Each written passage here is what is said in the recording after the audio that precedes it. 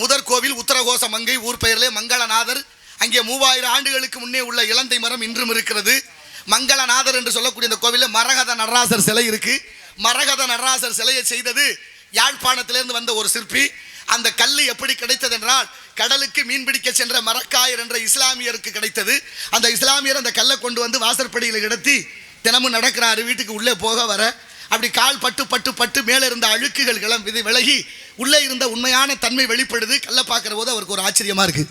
இந்த கல் ஏதோ வித்தியாசமாக இருக்கே, நம்ம வச்சுக்க கூடாது என்று அந்த காலத்திலே ராமநாதபுரத்தை ஆண்ட சேதுபதி மன்னர்களிலே கிழவன் சேதுபதி இடத்திலே கொண்டே கொடுக்கப்படுகிறது. கிழவன் சேதுபதிக்கு அசரீரியாக சிவபெருமான் ஒரு வாக்கு கொடுக்கிறார். இந்த கல்லிலே ஒரு நடராசர் சிலையை செய்து வைன்னு. அந்த நடராசர் சிலை தான் இன்றும் இருக்கிறது. அதில் வருடத்துக்கு ஒரு முறை ஆருத்ராசர் தரிசனத்தன்று அந்த மங்களநாதருக்கு சாத்தப்பட்டிருக்கிற சந்தனம் விளக்கப்படுகிறது. மறுவருடம் விளக்கப்படி மாற்றி மாற்றி. அப்படிப்பட்ட மகத்துவம் வாய்ந்த கோயில்கள் இந்த நாட்டில் நிறைய உண்டு.